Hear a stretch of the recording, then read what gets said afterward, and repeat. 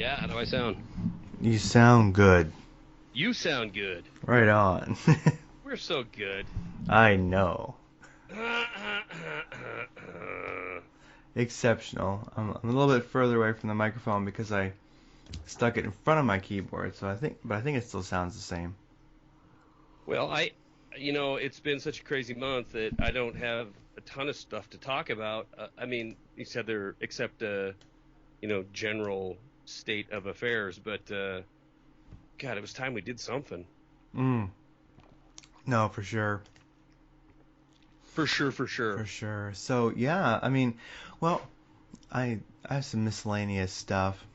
Yeah, we'll run with it. I want to bitch about full30.com, which you've been to there, haven't you? I have not been to full30.com. Don't even know what Oh, that is. Full 30 is where you should check it out because I shouldn't ruin it for you because I probably will. But Forgotten Weapons. Let's start this thing. When are we on here? 11. Am I doing it or are you doing it? You've got it. All right, ladies and gentlemen, welcome to GnP Guns and Politics number 11. It is 2016, just barely the second day. Craig and I have both had Craig, my co-host, Craig Simpson, out there in Seattle, have both had incredibly taxing end of year December 2015 months, and we are just putting this program together because we haven't put out one in what, a week and a half, 2 weeks? Gosh, it's got to be 2 weeks. Yeah. Yeah, you think 2 weeks? Yeah, you're probably Nah, right. at the Yeah, most, yeah. yeah. I could But get, we don't want to do that. We want to try to keep it as weekly as possible. But we're both we're working both man. we're Yeah. both working men and well, me more than you because of your wealth. But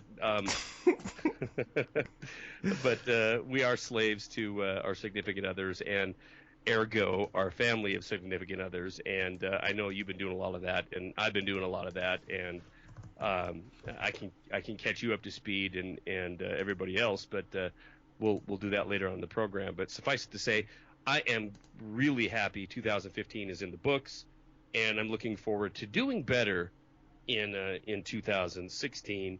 So hello, Craig. How are you? And I'm glad we could get together for GMP 11.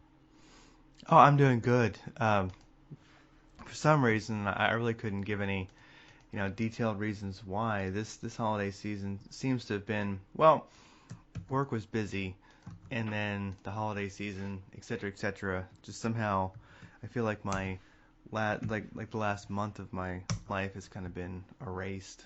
You know, Yeah, that's yeah, I kind know. of how it No, feels. I know exactly what you mean. I mean, I have ever since that trip to China, it's been just one thing after another. Some of it good, some of it bad, but um, I'm ready to get back on some kind of track and Oh, I love the mundane, like typical work day. I just yeah, love it. It's a weird way to see things, and people would say, "What?" I'm like, "Well, I like time off too, but I do have to admit, I like the normalcy." yeah, I do And too, and I mean definitely, and I like my old normalcy. I mean it went to the point where I backed off everything, videos and radio and the whole nine, and even my podcast with Doug. And I was enjoying life, and it was great because I hadn't experienced an asthma attack in over a year, and I was looking forward to killing the 2016 building season, and that was all culminated with going to China to visit these factories we deal with, and just since then, I mean, on every aspect except for my lovely girlfriend. I mean, she's my rock, I'm her rock. We're each other's rock, I guess. But everything else is just going to shit, and it seems like. And I don't know. I mean, I can certainly get into that a little bit. We can talk about a little bit of guns. I do have a new gun that oh yeah. well, not really a gun, much as a stock that I want that Magpul just came out with that we can talk about a little bit. But um, God, I'm trying to remember back to a comment from the last one, GMP 10. Somebody complaining a little bit about. I think it was that we were, they didn't care about the guns as much. They missed the Oh commentary. yeah, yeah.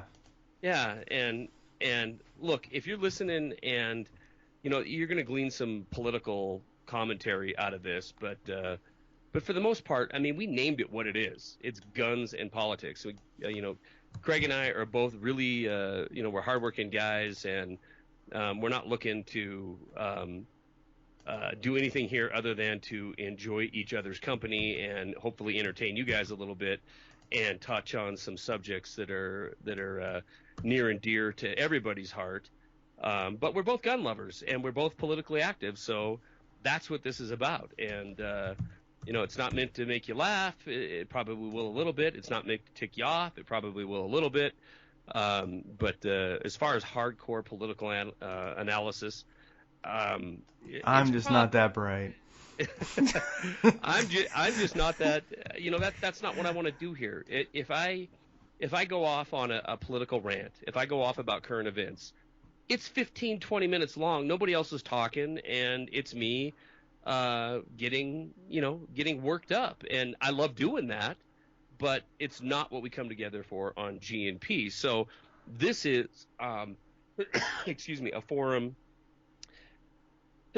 a little bit lighthearted, but in the realm of what we both love, which is we are both activists and we both love shooting. So that's what this is about. And we know 400, 500, 600 people are going to be entertained by this, and that's cool. That's fine. We're not looking to light the world on fire with this, but we have our regulars that come and check us out. But if you've listened to the other 10, you'll see that we've never asked for a thing. We don't, we're not asking for money. We're not asking for donations. We're not asking for your time. We're not asking for anything other than to sit back and, listen for the hour. If you like it, pass it on. If you don't, wait for my commentary videos to come out. They'll be coming again. But as of right now, this is this is what Craig and I are getting together to do, and I like it. I mean, Craig, I'm not in. I mean, it's the 2nd of January, and I don't have any more time than I did 2 days ago. But you and I were texting. You were handling some domestic stuff, and I was handling some domestic stuff. But we were like, hey, let's get together and put something out there, just because it's been too long, and we both kind of missed it. So here you go, GnP, guns and politics. I guarantee you one thing: those two topics will be talked about every single program. It might not be, exactly what you're looking for if you're turning into my normal channel.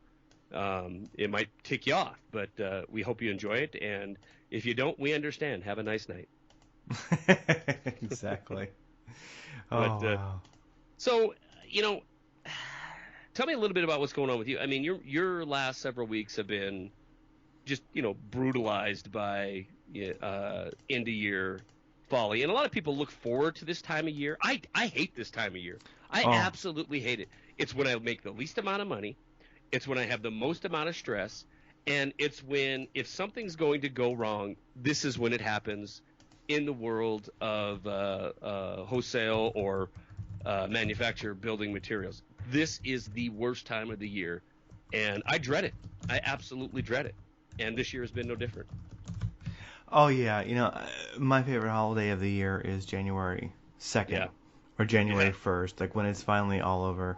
I mean, sometimes you have a good time, sometimes not. But like where I work right now, uh, it, we have very few times when everything is down, like when Right. we can actually do certain maintenance. And so January 1st is one of those days. So I actually went out to the data center New Year's Eve, stayed there that night, and then finished up New Year's Day, and then came home. So for me, December, unfortunately, is it's when you're gonna take some time off, which is okay. But then also when everybody's kind of cramming for these changes that you can only do when there's a big outage, like when all the stores are closed. So usually that isn't the case. It's kind of the opposite in most places, but I work at a weird place. So anyhow, yeah, I don't know. I think it's just been busy. I feel good, but it's been a busy couple weeks, couple months. I don't know. The holidays just kind of were.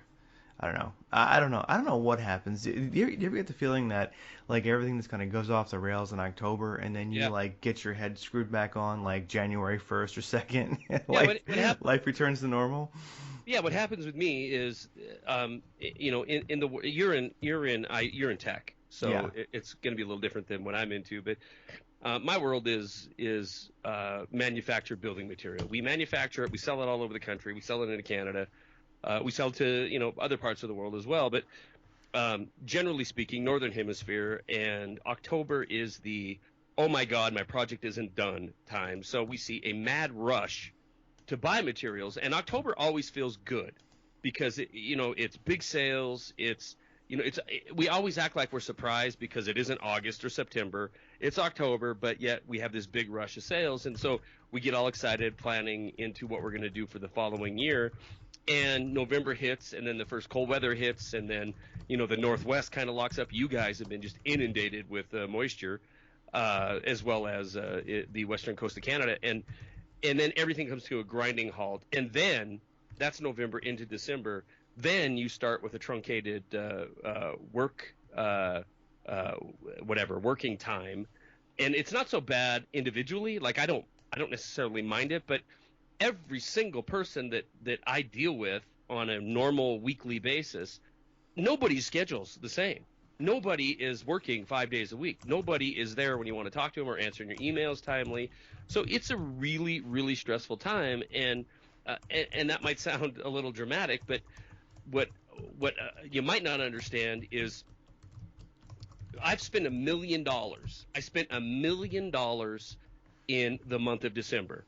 And it's $1 million that's on the water from China right now. And that money is going to come due February 1st.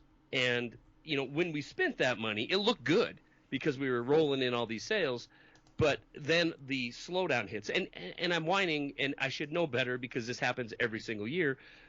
We try to plan ahead for the following year. But in doing that, you spend a lot of money. And then when you were trying to line up events, I'm trying to line up meetings with in Las Vegas. I have to go to here in a few weeks for a building material or a roofing one-step distributor on the West Coast, and I have to speak before 50 of their managers, and I can't get a hold of anybody, and I'm freaking out because here I got this $1 million on the water. I've already spent $5,000 to set up for Vegas. That includes my fee to speak to these guys, and this is a big deal. This is 50 managers of multi-million-dollar stores that are going to have to buy some of this $1 million of inventory. Not to mention the millions I have sitting in Kent, Washington right now, and I can't get a hold of anybody. Why? Because after the 15th of December, everybody is off doing their family thing, which God bless them. I want them to, but it does lead to stress for me. You throw in a little case of post-China pneumonia at the beginning of December, and then at the very end of December, that comes back. I mean, Craig, I don't know how familiar you are with pneumonia, but and I wasn't at all until a month ago, but you get it, and you get to keep it for about 6 to 8 weeks. Wow. And mine, what they do is if it's bad enough that you're hospitalized, they try to get that under control with antibiotics if it's bacterial in my case, and then asthma in my case. So they're gonna flood me with steroids, make sure I'm stable, and let me on my loose. Well, okay, so I'm out in the first part of the second week of December. I'm back in action. I'm trying to line things up. Boom, the Christmas break hits, and I take a week's vacation because I want to go spend it with my girlfriend, who is just been 2 months doing clinicals for her degree, and so I haven't seen her for 2 months, and I'm all excited to go down to Denver and spend that week down there, and bam, I get hit again with another flood of inflamed pneumonia. It's actually diagnosed as asthma, or wait a minute, pneumonia exacerbated asthma. So that lands me back in the hospital for 2 days last week. And I'm ready for this crap to be over. I got a ton of money sitting over my head that I'm responsible for. I've got the end of the year ending with the last month me spending about a week in the hospital, and nothing is getting done. Nothing is getting done. I'm burning through vacation. I'm not making any money. And I'm ready. I'm ready for some normalcy, as you say, or normalcy, normalcy. Ah, same thing. Same thing.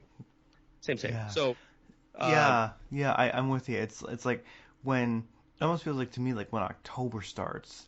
If you're a working person, I guess if you're self-employed or entrepreneurial, maybe it's the same way, but I'm sure it is. But yeah, for me, like come October, everybody disappears. But the right. thing is that if you're working in like the corporate scene like I am, and if you're in IT, the deadlines get set and they're somewhat arbitrary, but in how they're actually created. So like we had a bunch of things we had to be ready to do on New Year's Day, and that was you know and it's kind of a moving target as to what we would be doing, what we wouldn't be doing. A lot of things end up getting figured out, like honestly, only days before, etc. And a lot of the confusion and hassle and uncertainty of it all uh, is really because of the holidays, because people aren't there. So, like, people go off to training because not much. So, one thing, like for me in IT, people like around the start of October and especially November and December is that usually not much is going on or less is going on, so people will go off for training. Companies send people off for training. So it's not uncommon that someone's training one week, they're off somewhere, and the next week they're on vacation. And so, you know, uh, but but yeah, there's a lot of things you have to do. Uh, uh, Deadlines don't really change. You know, it's an insane world on a good month, which let's say like January through like September. Yeah, good months. It's a little crazy then, but then when you throw all these holidays into it, and half the people are gone, yeah, that's the thing is there's a deadline. Like you're dealing with a lot of money and a deadline, yet people aren't there. And it's almost really impossible to plan for people not being there, not being That's available. right. It's like, how do you do that? Like, are we supposed to say basically, okay, October 1st, the company takes a 3 month vacation, and we get back to it January. Yeah, no, no, I totally, I mean, even though you're IT and I'm not, I'm in manufacturing, it's the same exact thing. I mean, I spent, um, let's see, right before Thanksgiving, $3,000 or $4,000 to come out to, um, and I say this, I mean, my company obviously did, but a very large part of my income is based on profitability and everything that I spend. When I fly to Seattle to talk to a customer, when I go wherever, Oklahoma, same thing. When I go to Vegas to talk to a room full of people about the upcoming building, every penny of that, every single penny is written on a board. And at the end of that quarter, we look at profitability. And if we made $100,000 in profitability, but we spent 30,000, then we subtract that right out of there. So the profitability is now 70,000, and then I get a percentage of that. So I mean, I definitely feel when I'm spinning my wheels, or when at least I think I'm spinning my wheels. So for me, when in mid-November, I spent $3,000 or $4,000 to come out to Seattle and have a meeting with a company that wants to talk about their rebate program and wants to talk about what we're going to do for them in 2016, which is a great conversation. They want to talk about how much money we're going to give them back. We want to talk about how much more they're going to spend with us. And I come back and spend 20 hours in 2 days, probably in a day and a half, writing a proposal and sending it to them. And as quick as I can because I know Thanksgiving is coming. So within a couple days, this gets back to them, and I get all this positive feedback from it. Then bam, basically forget about it from November, from Thanksgiving till the brand new year. Forget about it. I'm not hearing any return on that. I'm not hearing any return on all the money I'm spending to go to Orlando here in February and go down to Vegas in February. Um, and it's frustrating. It's very frustrating because and I don't. First of all, I don't blame anybody. That's what I want to do too, and everybody deserves to go spend time with their loved ones. But you know, you don't work for the same company I do. My customers don't work for my company. So from Thanksgiving to New Year's, everybody, you might as well just consider them gone. because I'm gone 2 days here, you're gone 2 days there, she's gone 3 days there, and it's just impossible to do any business. And like I said, sprinkle in a couple sicknesses or whatever, and everybody's sick. It isn't just me. I mean, everybody's hacking and coughing and missing work, and so yeah, I'm bitching about the year end. I don't care about Anderson Cooper in Times Square. I don't care about any of this crap. I don't care about commercialized Christmas. I don't care about commercialized Thanksgiving. I want some normalcy, especially because I think 2016 financially is going to be a brutal year. I really, really do believe and I have indicators that show me that it isn't just me guessing. 2016 is going to be a rough year, so I was really looking forward to getting more traction at the end of 2015, and I think my frustration shows that never happened. Never quite happened. No. Wow. Not only that, so I guess I don't want to dominate the time here, but No, it's fine. I have a situation, and I'm curious because I know what you make a year. You know what I make a year, and we're not that far apart. We're pretty close. And I had something happen at the end of this year that is just it's mind-boggling to me, and I kind of want to share it with you. But I got to be careful because on the off chance that my boss is listening to this, who happens to be my best friend, the best friend I've ever had. It's a very, very touchy, delicate subject, and basically, I do something for our company that nobody else does. I handle national sales and developing new products for our company, and a very large percentage of my time is spent traveling. Craig, you know this. I get out to Seattle. Yeah, I'm out there all the time. I'm all over the country. Well, in our main office, it isn't. They don't do what I do. They are basically salesmen. Now, these are salesmen that have, and I'm sure the listeners can relate. If you're Skybird Bird, and you're in our age group or higher, you understand. You go to your workforce, you go to your workplace, and you have 20, 30, 40-year employees that are invaluable to the company because of their experience. Well, what we have in our main general office is a crew like that, about 15 guys, whose main job is to sell building materials more on a wholesale level rather than a manufacturing level.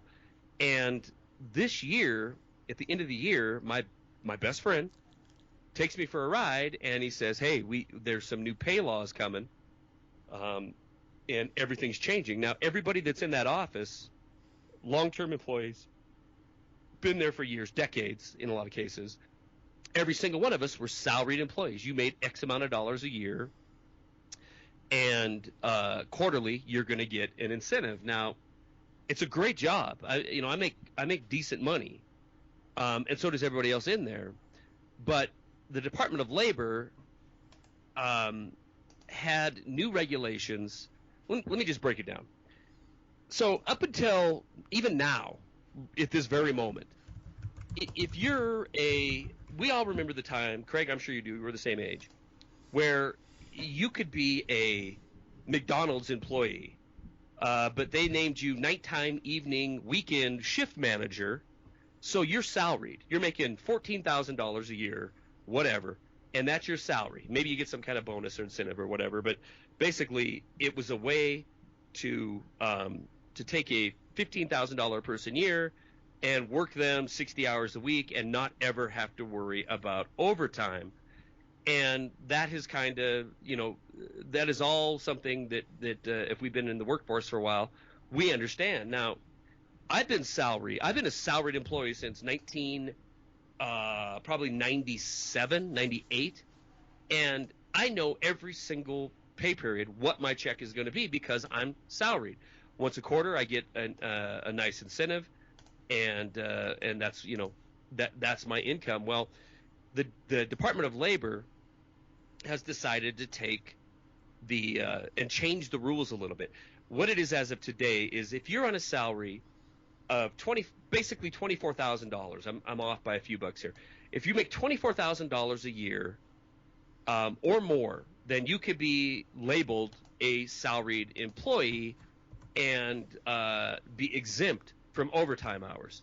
So Craig is making 24 grand a year. We work him 60 hours a week. And that's just the way it is because he agreed to go to work for a salaried position.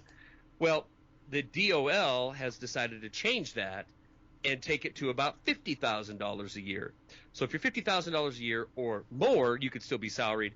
If you're $50,000 a year or less, then you have to be paid overtime if you work more than 40 hours a week. Well, our company, unbeknownst to anybody, we have salaried individuals who make more than $50,000 a year, and we have salaried individuals who make less than $50,000 a year. So what they decided to do was take everybody who's in a sales position, which technically I am, and make them hourly. Now, it's great if you're, if you're like me and you have a great, have a good salary, you have this big fat hourly rate. But what it does is it prevents. It was sold to the company as Obama did this to you. Obama did this, and I pleaded with my best friend. I pleaded with him when he made this announcement because he told me about it and gave me about 48 hours before him and I discussed it again. And I read the law. I read it fully, completely. Obviously, it messes with our money, so we're going to take interest in that. And it isn't Obama that's making our company do it, or thousands, or potentially hundreds of thousands of companies across the country do it. It is the fact that the company has to look at this regulation and say what is best for our company, and what is best for our company is to take salaried employees that we're working whatever hours a week and make them hourly employees, and then say to them, no overtime. So you might be working 50 hours a week for $50,000 a year salary, but now we're going to make you an hourly employee, and you can't go over 40 hours a week.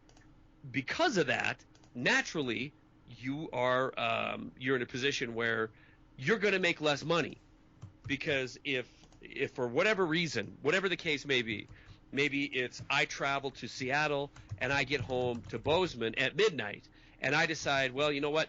I'm not going to go into work till 11 o'clock tomorrow morning because I didn't get home till midnight to the airport. It was 2 a.m. before I crawled into bed. I'm not going to go to work till 11. Well, guess what? From 7:30 till 11, I don't get paid for that time anymore. And when I'm salaried, I used to get paid for that time. So I can make all this work in my mind. Again, this is my best friend we're talking about. So he explains it to me, and I don't want him to bullshit the workforce and say Obama's making me do this, because it isn't true. It isn't true. You could leave everything the exact same way it was. You could have everybody track their hours, and if they went over 40 hours a week, you'd have to pay them overtime, even if they were salaried positions. But it's better for the company, it's better for the corporation to say you're now an hourly employee, because that's the only way you can really control your payroll. I can't control my payroll if your salary making $48,000 a year and you are working, X number of hours, and you start turning in overtime wages. I can control it suddenly if you're hourly. I can say to you, you're making $20 an hour. You're not going to get any overtime. Do not clock in late, and do not stay late, because you're not going to get paid for any of that, or I'm not going to authorize it. So it is a way for a company to control its payroll better. So it's a corporate strategic move in order to control this payroll, and in a lot of cases reduce it, to implement this new regulation. The problem I have, Craig, is this. Everybody that works in that office, every single one of us, they all know that I'm best friends with the boss. They all know that I probably had the nod on this progress, or on this program coming down the pipe. And so since I feel like I've missed the whole entire month of December at work, but my phone has not stopped ringing with coworkers who are pissed off. And in a lot of ways, I sympathize with them. In a lot of ways, I mean, I am on their side. And in a lot of ways, in most of the ways, this is my best friend we're talking about. And I'm not going, they're all asking me to do something. What can we do? What can we do? Who can we go talk to? What should we turn in an anonymous tip? Should we? And I'm like, you know what? Do whatever your heart leads you to, but I can't be involved. This is my friend. This is my best friend.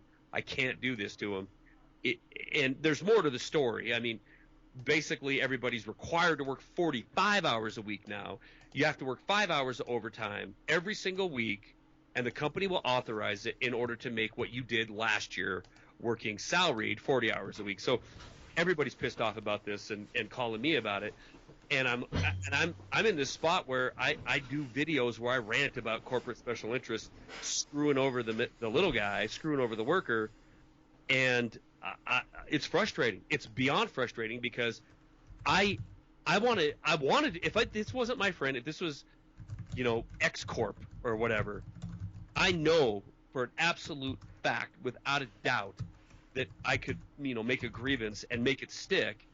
But it's causing me so much stress because it is my best friend and these are my coworkers and my pay is affected and their pay is affected, that I'm at the point where I'm ready to bail.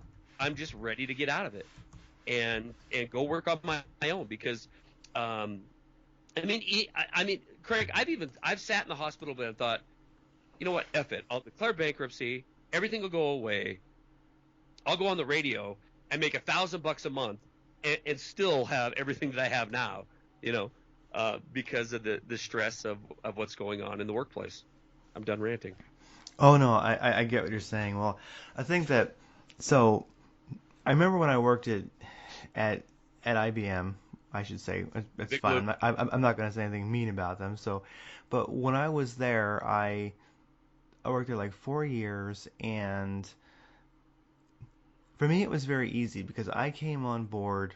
So there's a lot of people there who had worked like their plan was to work there 20, 30, 35 years or whatever, uh, and they had and like when they were hired on, that was the deal. I mean that was the understanding. And then for a lot of years, I remember that company would do things. I wasn't there yet, but that company would do things like get rid of the gardeners, like the groundskeepers at these big campuses that they have, and then hire well keep IBMers on at a lower pay grade.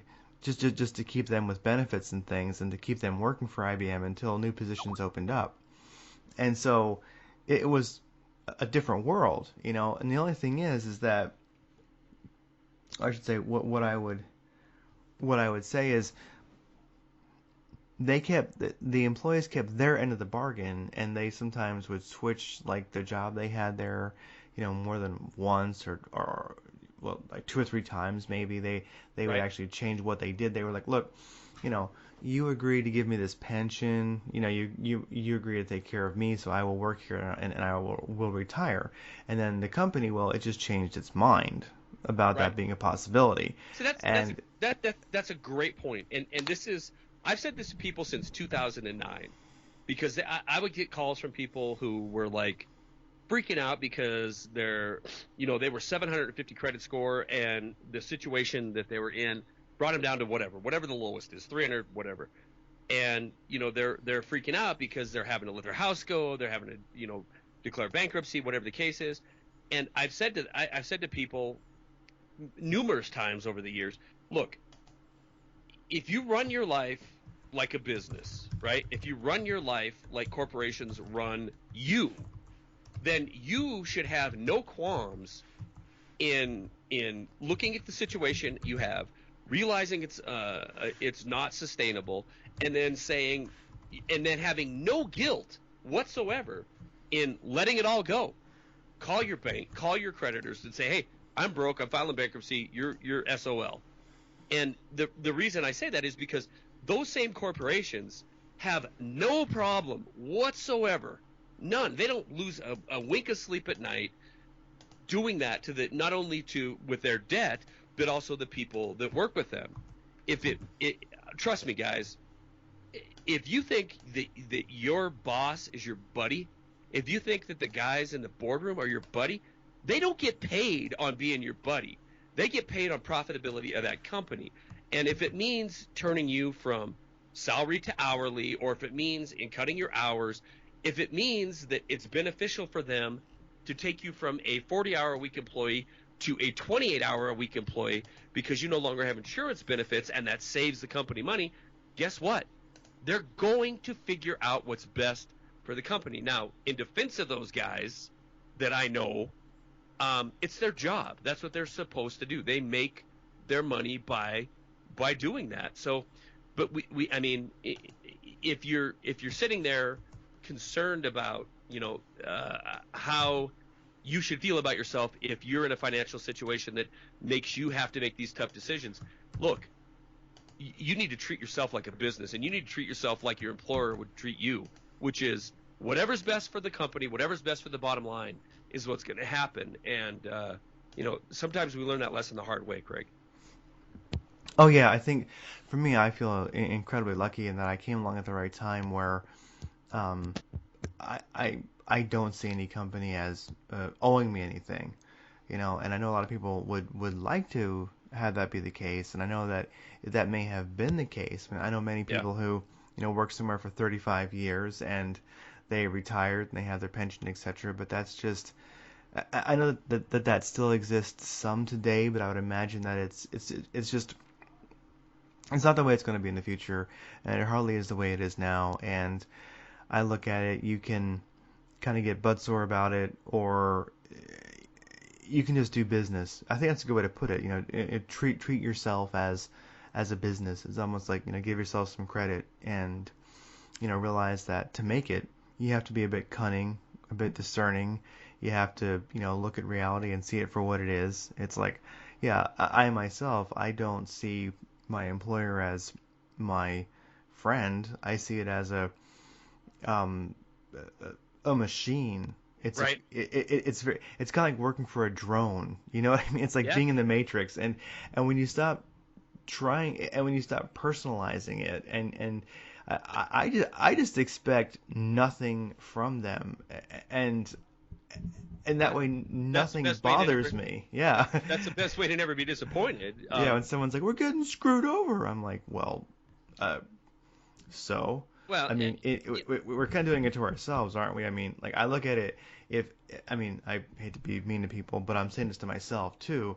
I mean, having been self-employed in my life, that's when you know, that's when you have a lot more control over your life. When you're going to work every day and working on W-2, well, you don't really have control over your life. You kind of do work for a master. So when they yank the chain, like, don't get mad. Just figure some better way to make a living. yeah.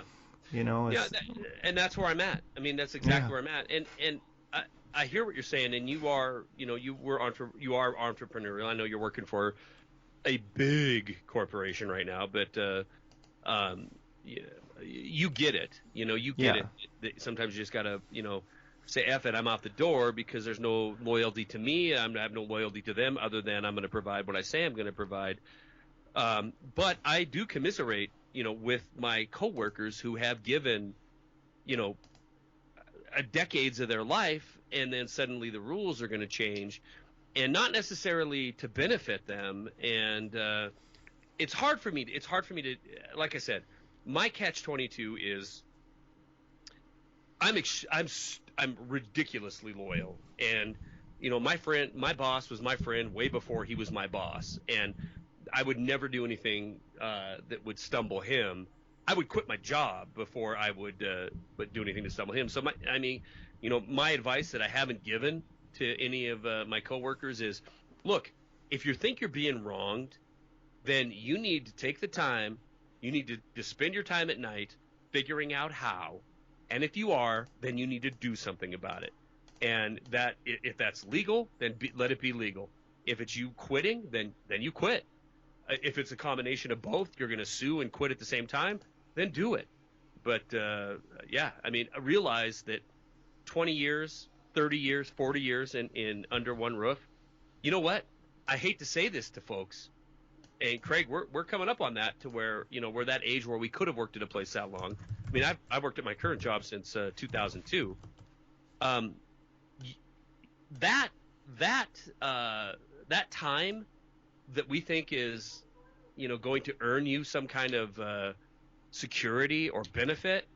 Trust me, in the corporate world, it's more of a burden than it is. It's more of a negative than it is a positive, because you're 58 years old and you're still sitting in the same cubicle, then guess what?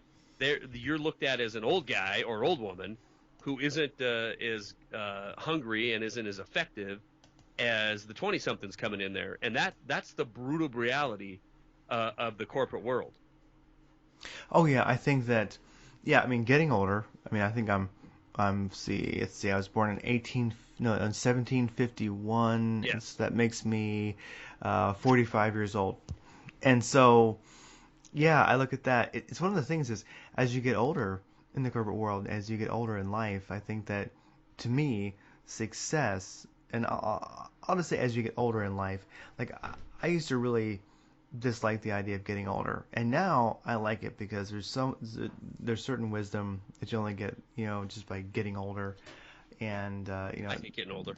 I still dislike it, but the thing is, like, you get wiser when you get older, and I think if a person focuses on like just the getting of wisdom, becoming a wiser being, like if you become a wiser elder and you keep seeking, like the getting of wisdom, then I think as you get older, you're kind of like Gandalf, and you sort of from Lord of the Rings, the movies, you're just No, you're Craig, I don't know. yeah, you do.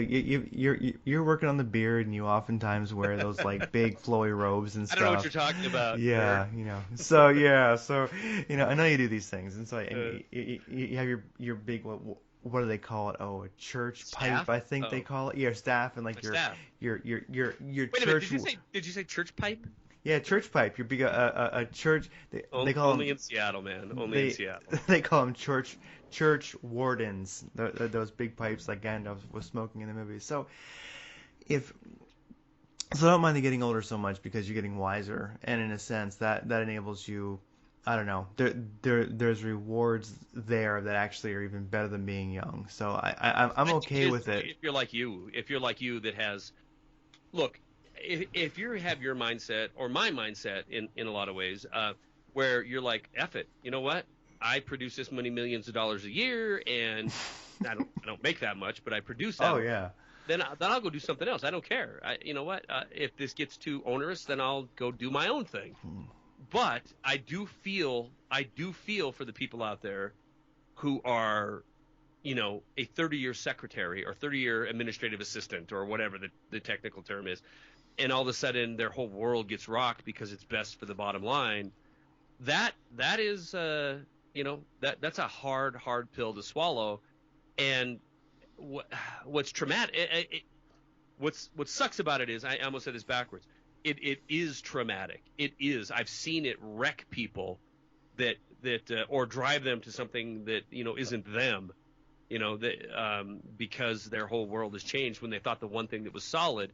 And maybe it's because I'm from small town Montana where this is the way it's been forever. We're still local. We're still not these giant conglomerates in a lot of cases, but man, oh man, is it getting that way? And if it's the Department of Labor, if the Department of Labor's claim on this whole thing is, well, we're tired of the little man getting screwed, and so now we're going to institute this law where they have to be paid overtime. Well, this is the result. This is the result of too much government. Okay, they're going to dick around with, we're going to take it from 24 to $50,000 a year. As far as if you make that as a salary, 50 grand a year, you have to be paid overtime. Them dicking around with that, the only thing that is done is cost people millions and millions and millions of dollars across this country. Because I guarantee you one thing: if my corporation is willing to say, you know what, you're not salaried anymore, you're hourly, and because you're hourly, and you make this kind of incentive program, you get to work 45 hours a week in order to make what you made last year, then there's going to be people making just less money. Period. Not to Oh, not to mention you instantly go from white collar to blue collar. Not to mention you go. I mean, there's some pride that's involved with that. You work hard to get to a salary position. There's flexibility. A lot of coworkers that I've known for decades have enjoyed that salary position because maybe they work a few extra hours on Saturday, but on Thursday afternoon they leave at 3 o'clock because they're going to watch their kid play basketball or something like that. That's all out the window. You're nothing but a blue collared, time clock punching, hourly schlub, and that's a big shock to a lot of people. Oh yeah, and there's ways that I've seen plenty of tech companies make their full-time people into hourly people. I guess they just call it tracking. Yeah, So you have this software that's running all the time on your computer, and you have to select like as you go through the day, what account your time is being billed to. And so right. in a sense, the idea, and then those accounts are going to push back if they think they're being Charged too much. charged too much. And the accounts, of course, are oftentimes your own company. So it's all kind of play money and play Listen time, to but this. yeah, so that's the idea is like it's very demoralizing and yeah, I hear you because In like my with situation, and I know I'm ranting on here, but it's okay. there's one other caveat to my situation that I don't know how to handle. You know, and I'll ask the audience. You know, our four to whatever hundred loyal listeners that listen every week. My situation is even more precarious because, and my girlfriend's like freaking out. She's like, "You got to call the Department of Labor, blah blah blah," and I spend right now about 30% of my time gone. I spend it on the road. I spend it in Canada or West Coast or East Coast or whatever. And that was up until 2015. What I've lined up for 2016 probably takes me to about 50% of my time is going to be gone on the road. And she's livid because my pay program now is I make X amount of dollars per hour when I'm in the office, right? And our new pay schedule is you have to work 9 hours a day in order to make what you made the previous year, in order to make what your old salary was. So the plan for me is when I travel, when I go to Seattle, when I go to the East Coast, when I go to the South, I get paid for that day 9 hours. Now she's freaking out because, and I'm with her because I'm kind of freaking out too, because basically I'm an hourly employee when I'm in the office. But when I travel, suddenly I'm a salaried employee again. And regardless if I get up at 4 o'clock in the morning so I can make a 5:45 flight and I can work until, I can take customers or clients, potential clients out to on the town until midnight, it doesn't matter. It doesn't matter if I put in 20 hours. It doesn't matter if I put in 10. It doesn't matter if I put in 3. I get paid 9 hours a day, which from everything that I find is completely 100% not kosher. But Oh yet, yeah, I find myself in that situation. and that's how it goes. Definitely for me, like in working in technology, it's been that way for years. It's where You're so hourly in the office, but salary when you travel. no, let me actually rephrase that. So when you travel, you could okay, in a way. Okay, here's how it works. It's a little different, hard to compare, but it's the same, but it's different. So I would just describe it as so the company is hiring contractors because it doesn't have to pay them benefits, and a lot of times but of course the hourly rate that the company is paying the company they're hiring people through is usually about double in technology the hourly rate. So if the person makes $10 an hour, they're usually paying the company they're working through 20. And Right. even though that sounds like a lot, when it comes to the overhead of an employee and benefits, etc., Insurance, it it benefits.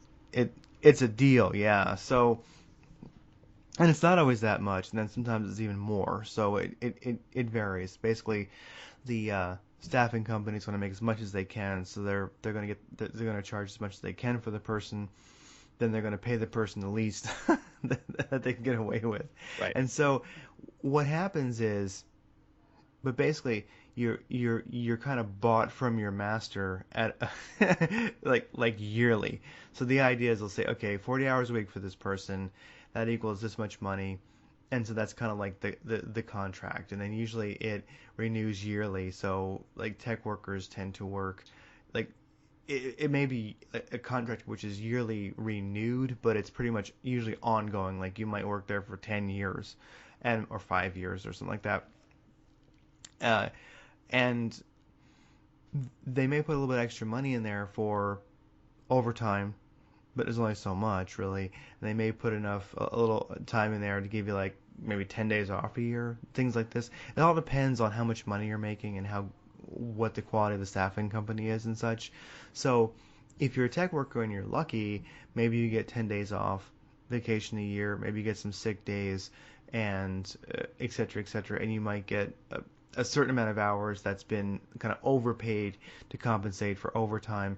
And in some cases, if you're working overtime, if the staffing company and the company that you're working for, I guess you'd say, through them has a good relationship, then you can work even more overtime hours and get paid. And sometimes it's just overtime hours straight, sometimes it's time and a half, etc. It depends. So uh, it's been so kind of institutionalized and streamlined that I would say many tech workers prefer being a contractor to being a full-time employee, because you don't have to do like stack ranking, you don't have to do one-on-ones or like a yearly reviews or quarterly reviews. You do a lot less crap that the full-time people do. You pretty much just Sure. show up and work and get money. So many people even prefer it, but the way the way it's done, I would say most places I have seen, if not every, is so you're working 40 hours a week. So basically, just bill 40 hours a week, And sometimes if you work overtime, you can just work it and charge it, but oftentimes you have to ask if you can charge it. Like I said, it all depends on the quality of the companies, and there's a lot of factors. But if life is good, you're working overtime, you're billing for it, you don't care. If it's not good, then you have to. I I won't give away what companies. People could find my resume. I'm not gonna say what companies have done this, but plenty of companies will say you work 40 hours a week, but actually no, we want 15 or maybe like 35% overtime from you every week if you want to keep your job, but don't you bill for it. You bill for 40. And so in a sense, this whole thing becomes a way to kind of a form of extortion, you might say, Yeah. where it's like, so there's plenty of people who um, are working. There have been companies that have basically run out of hours, and so basically the idea is that they have people working 25, 35% overtime, not allowing them to bill for it. You gotta just stay quiet about it. And these companies are oftentimes big enough to where even if you complain, nothing's going to happen to them. So would you get paid basic hours on that then, or no? You're basically just doing your time card for 40 hours every week. Oh my God. And then they'll say, but work this much overtime. And so the idea is like all the projects that are going on and the headcount and everything, it's all been engineered at the company. It's depending on people working, let's say, like 30% overtime or something like that. Well, the problem is there's been companies where they've kind of gotten in trouble because they're saying everybody's working 40 hours, but actually they're not. They're working more, and then like there's just no they can't push people any harder to work any more hours, and so when they start like on the books that everybody sees trying to bill overtime, well they nobody can do it. It's weird. It's like, well, it looks like at 40 hours you're killing everybody, so you need to hire more people, but Right. basically they actually are already overworking people to an extreme. I'm not articulating it very well, but basically, eventually it comes down to, okay, company, you're showing these 40-hour work weeks, but you can't get the work done. Why can't you just have people work overtime and pay them overtime? And they kind of get stuck because they go, well, basically there's no way they could work overtime because they're already doing it. Yeah, they're already working. They're already working overtime, but only billing for 40. So, Yeah, so we could there's no more time for them well, to work over. I'm sure that leads to independent guys. If you were an independent guy in that situation, and you thought your time was worth $100,000 a year, but you know that that if you put in what is 100 grand a year? That's 2,080 hours a year. So um, whatever, let's call it $50 an hour. Okay, Yeah. $50 an hour is 100,000 a year. And but you know that your company is never that you're doing a bid for is never going to pay any kind of overtime hours. You're going to factor all of that in to your 40 hours a week hour. Maybe you're going to turn in $58 an hour because you know that you're going to be putting in overtime and you want to make 110,000 a year or whatever the case is, you're going to factor that in. So you have to, because if you don't, you're never going to get that money, right? Yeah, that's very true. And then of course within in every company you may have people who are uh, working 20 hours a week and billing 60 or something like that. Yeah. It's almost like it makes me kind of miss the old school days of the internet when I was doing stuff where they usually hired more people than they needed. The people weren't really stressed out. There was enough people to do things. You had Yeah, enough that doesn't people to happen anymore. yeah, and enough people to actually cross train. People could we usually allotted some time to work on independent projects that in some way would benefit the company, and it worked incredible. So what I have seen, in my short lifetime in technology, which is getting like 20 years now, I think, um, is that the harder they try, just the worse it gets, and Right. they're not really trying. Like Well, no one's, this is what I see. yeah, This is what I see. That I don't know if it's government or if it's corporate. It's an amalgamation of both, is what it probably is. At the end of the day, it's a destruction of mom and pop. And what I mean by that is like 100 people or less working for your company. It's almost to the point now with the regulations you have to follow, be it insurance, be it pay, be it whatever. It's almost impossible to provide a job that is a competitive job with the big corporations of the world, one of which you happen to work for. It's like a drive to get everybody under one. It's the same thing as banking, right? I see a drive of the top 10 banking clans to gobble up all the banks in the world, and that's what they're doing. I mean, that's why we see the destruction of regionals. That's why we have 2008 and we're going to have 2016. I see the same thing going with what you do with your day. Your The days of being able to go work for a company with 20 employees and make a killer living and be competitive, it's becoming less and less a reality. And what's becoming more a reality is you're tied to the corporate hip. And if you don't figure out a way to survive in that environment, then you're just going to be frustrated or you're going to die. And or I guess the entrepreneurial avenue is still there for the time being. And I'm not even sure how with regulations being what they are. The best thing I think you could be in my world right now is a broker.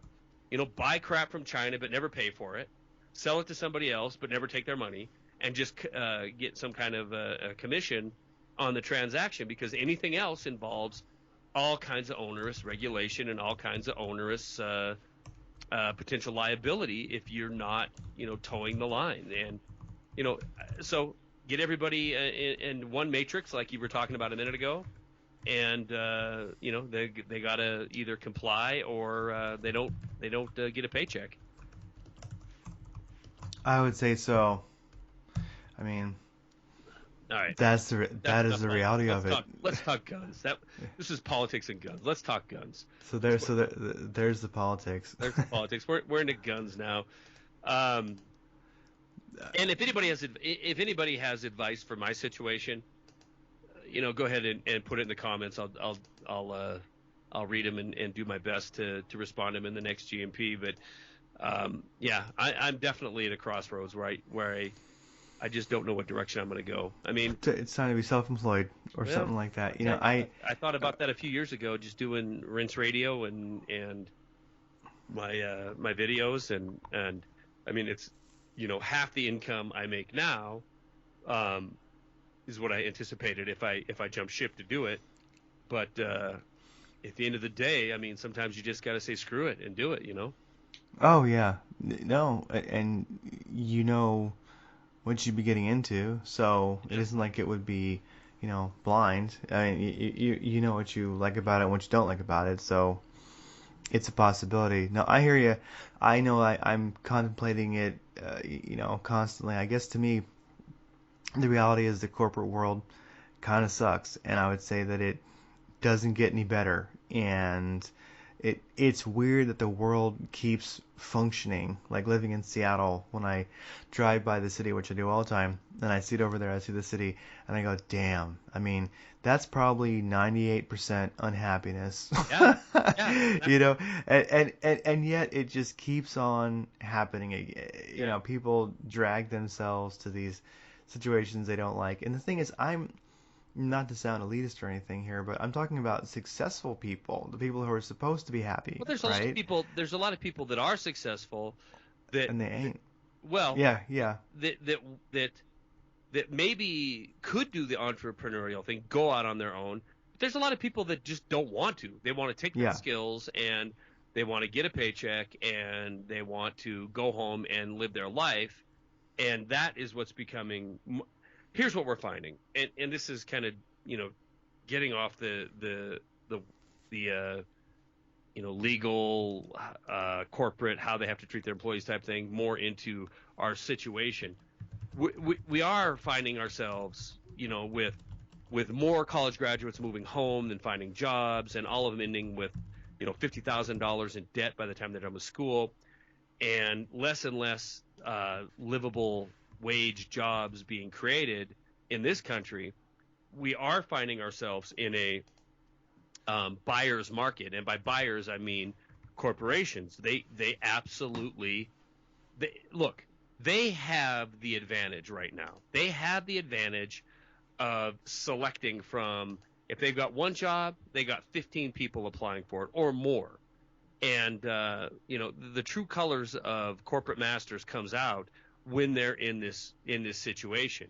When times are good and they can't find anybody to fill a seat, then all of a sudden is when you see them being, oh, we're so concerned about the worker, we're so concerned about wages and all that. But right now is not that time.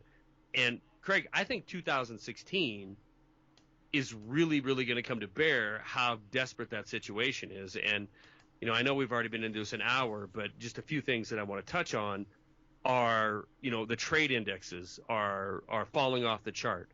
The risky debt is falling off or is blowing off the chart once again, just like it did in 2008. The Baltic Dry Index, cost to ship goods across the globe, is falling off the chart, just like it did in 2008. And I look at what has been the bright prospect for the United States for the last few years, at least in my world, has been energy. Sorry, and we all know that. Look at your $1.89 gas. That is falling. That is falling by the wayside.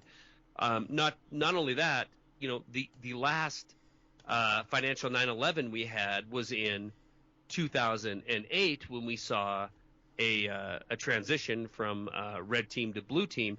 Guess what? That's coming up again in 2016.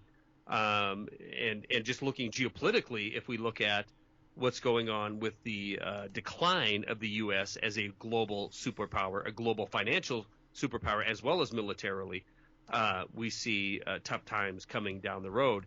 So I think 2016 is going to be a very, very, very difficult year, and it's going to just continue to drive this. Corporations are in control, and you are nothing but a paycheck that could be gotten far, far cheaper by one of the other 15 guys that are standing in line behind you. Oh yeah, I think so. And it's just gonna move from manufacturing to technology to it's just reaching out. Yeah, I mean that's a big topic there. Oh, But our yes, employees can't get a paycheck. They're not buying the iPhone, are they? no, they're not. So it's like Empire is supposed to strangle humanity, and humanity is supposed to fight back. But but Probably where we are. And on that note, one thing, I don't know what you wanted to bring to the table tonight, but there is one geopolitical story I wanted to talk about because it has been out of the headline. It's been out of our thought process for several months now, and that is the situation inside of Ukraine. And over this past few days, with the new year, change to the new year, they are now on board. At least the western half of Ukraine, or western portion of Ukraine, is now on board with the EU. The EU has decided that all commerce and duties and any kind of limitations on doing any economic business with the Ukraine has gone by the wayside, meaning that Ukraine can buy food and whatnot from the EU and sell their goods to the EU without the kind of tariffs that they had before. And at the exact same moment, we had Russia decrying foul to this because of many reasons. First of all, they see the Western encroach. Second of all, Ukraine defaulted on $3 billion in payments that were due to Russia because of energy absorbed by Ukraine from Russia that they're not going to get paid now. And basically, NATO and the West is giving Ukraine a lifeline. So going forward in 2016, this is one prediction that I have. Ukraine is coming back to the forefront. In fact, even today, there was fighting inside of eastern Ukraine, and several people were killed. But fighting is coming back inside of eastern Ukraine. At the same time, Vladimir Putin gave his, I guess it's kind of like, I don't know if it's a State of the Union, but it's their like national defense prognosis for the year. And for the first time since the Cold War, they named the USA directly, the USA in the West. They've always named the West, but the USA directly as a threat to Russia, as a national threat. Couple that with what we see going on inside of Syria, the unilateral action of Russia in the Middle East, and the decline of the U.S. in that region. The decline of the U.S. Militarily, globally, should be a shock to us all, because that will have direct impact on what happens with the U.S. dollar, what happens with the way people trade their goods and services. And if suddenly, for whatever reason, the energy producers of the world, the material producers of the world, the manufacturing base of the world, which all of these things I just mentioned are not the U.S.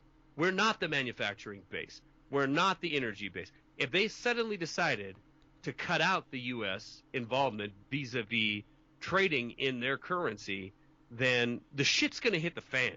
And it's going to hit the fan very, very rapidly. And we definitely could see that by design in 2016. And when we look forward to that, what do we see? We see ultra nationalism waiting in the wings. And I've been calling for this since 2010, that this is going to happen. The first thing we're going to see is globalism. We are all a global family. The next thing we're going to see is we're going to need austerity globally in order to fix the world's financial problems. Then we're going to see that this ain't going to work. So what do we need? We need nationalism. What do you look around the world? You look at Europe right now, these attacks, air quote, attacks going on throughout Europe. You see the backbone of France, you see the backbone of Germany and these other European nations where they're starting to push back and starting to invoke and embrace nationalism. And you look here in our country, and what do you see? You see Hillary Clinton, who is status quo, and then waiting in the wings, you have Donald, I'll say whatever the hell I want to say, and it doesn't matter, Trump, waiting to step up and lead us into a brighter future. And I know there's a lot of people in this community. In fact, my former, not former, he's still my friend Jeff Rentz, who I used to have a program on, his network, I think, because they host some of his programming, is pro-Trump, and it's like I've not heard from him ever since I said some condescending words about Donald Trump, because I look at him and I see this absolute lunatic, this far right-wing, crazed, Hitler-esque lunatic that is going to lead us down this nationalistic path into global war. And who cares, because this is America, I'm Donald Trump, and what I say goes. And that's what I think lies in store for the United States in the coming year. And it's all going to come to a head pretty quick, Craig. Oh, I think so. With nationalism, you know, something that I see in 2016 is, um, and I actually wrote down a bunch of 2016 predictions. I think so.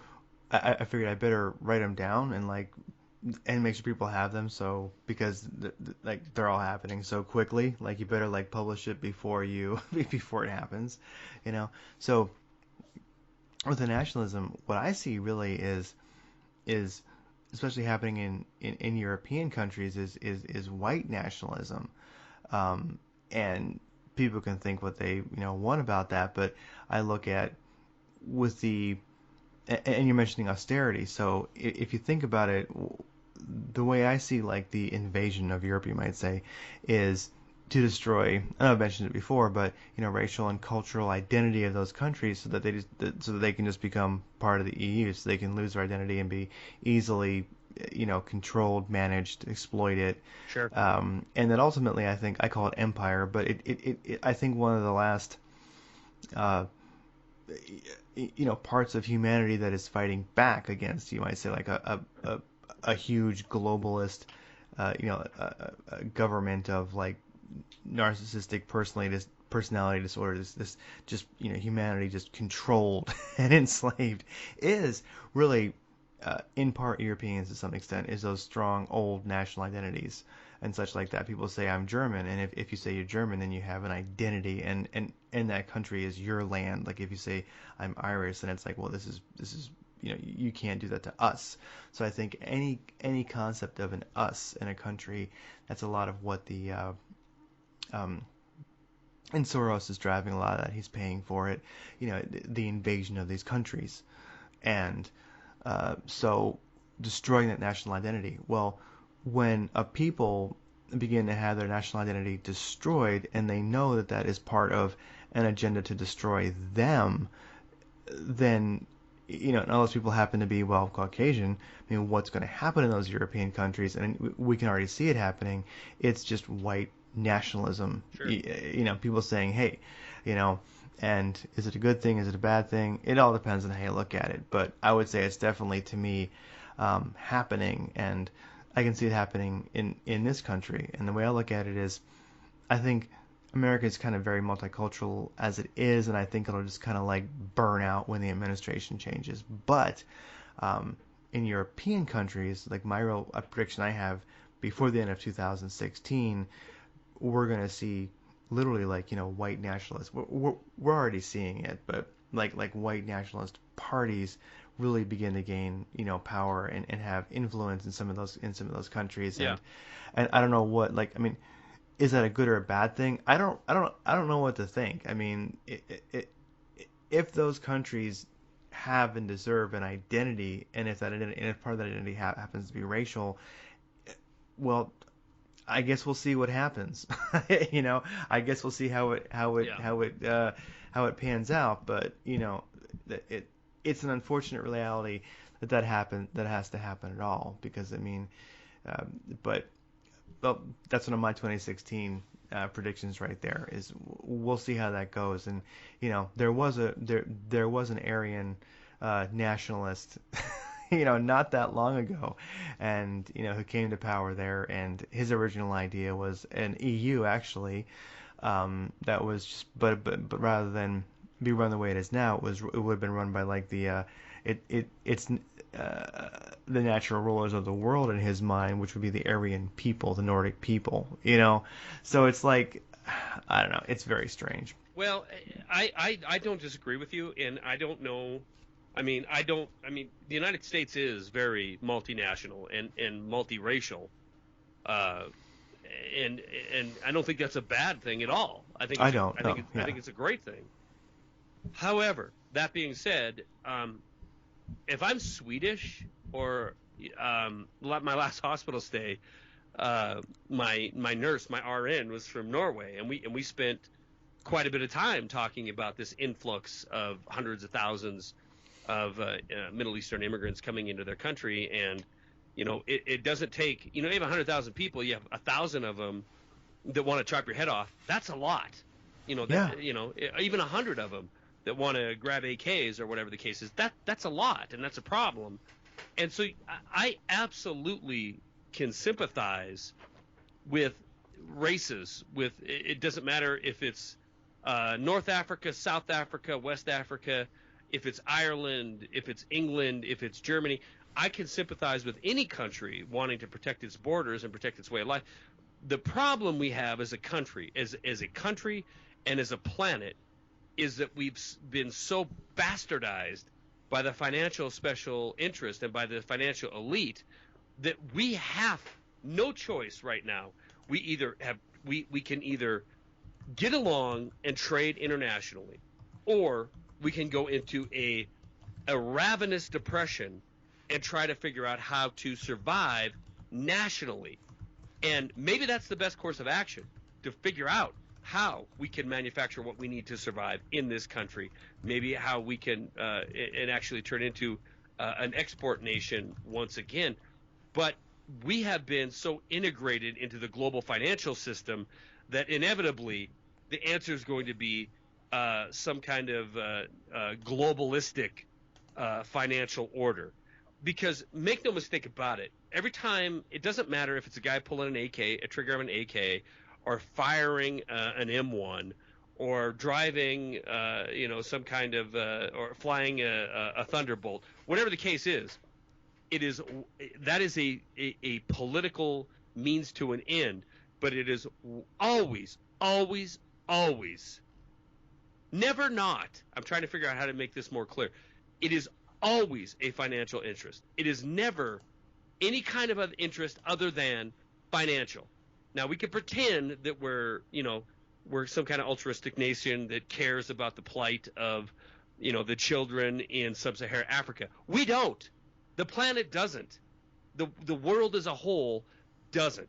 It is always financial, and so that's where you need to keep your eye if you want to know where the globe is going. And if it becomes to the point where nations are willing to stand up and say, I'm not going to do the global governance in order to get my normalcy, as we talked about in the program, my normalcy of life back. I'm not willing to do that anymore. Then they have to be willing to go to the other extreme, which is, I'm going to live in destitution until this country in these borders figures out what it needs to do in order to provide for its people. And that is a very, very hard pill to swallow. And I do believe that the globalist interest, the globalist super elite, understand that wholeheartedly and are counting on the fact that the majority of the people will say, I don't give a crap. I don't care if my government is in Brussels. I don't care if I'm, have no nationalism, if I have no flag that's my own other than in ceremony only. I'll bow down to anybody as long as they keep the beer cold and the lights on. And that's the battle that's coming before us. Are we going to stand up as a people? Are we going to stand up as a region? Are we going to see a breakup of parts of the country, parts of the world that say, I'm not doing this anymore and I'm going to figure out how to do it on my own in a different way? Or are we going to continue to partake in the current system that we have? And the current system we have is a financially controlled system, regardless if it's coming out of the barrel of a gun or regardless if it's coming out of an ATM. It is financially controlled, and that is a decision we're going to get to make. Wow. Okay. I think so. Little too much? A little over the No, top? no, no. I don't think so. I sometimes wonder if I know that finances come into it, but I do wonder. To me, it's like, yes, it's definitely financial. That always comes into play. But I also wonder, underlying it all, is it like there's a lot of people that think everything is financial, and that's all there is to it, and everything is a business, and it's about wealthy people getting wealthier, and that's like where a lot of the suffering in the world comes from. But I also wonder, is a lot of the suffering in the world and the you might say people just pretty much having like a barcode tattooed on their forehead and they're and demoralized and devalued as human beings and just Yeah, because that's what's uh, coming. Yeah, yeah, it's like when you walk into the factory to make iPhones, they scan you, yeah. and then they scan you on the way out. Demoralize and make you feel lucky to be there. Go ahead. Exactly, yeah. And so, but is that really about money only? To me, I can't kind of put Are you talking like a I religious aspect of it or what? not religious, but I can't overlook just evil, just Sure. Well, I'm going people. to tie that into religion, and Yeah, okay, go ahead. Yeah, well, people just liking to make other people suffer. I think there are people who do, and I think sometimes I've met a lot of people recently who are so certain that it's all about money, and I would say, don't you think some of those people who are inflicting that damage enjoy it? And I think it's like we have to see that look, there's it's money no involved, different. but there's evil involved. Yeah, Okay, I agree with that. I agree with that. I think the two are hand in hand. I think they're one and the same. I really gotcha. do. I think financial special interests are evil. I think they are. I think domination is evil. I think if you want to dominate the planet and you want to subjugate humanity, you're evil. And I think that is one and the same.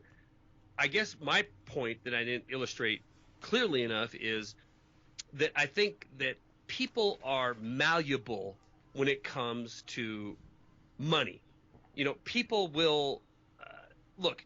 If I say to you, Canada has invaded Maine and we're going to war with the nation of Canada, then there's going to be a certain amount of people, especially in the Northeast, they're going to get on board with that, and that's fine.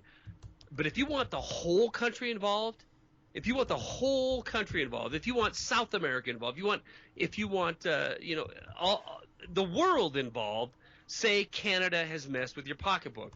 Maybe they're dumping out shale oil at $30 a barrel so they can undercut everybody, and it's destroying the economy. That will get everybody involved because people. Oh, I don't want to say only, because that's not fair. People will march to the tune of what keeps their bills paid and what keeps their life normal. And if anybody's taught me this over the years, it's Eric Lovely, and he's right.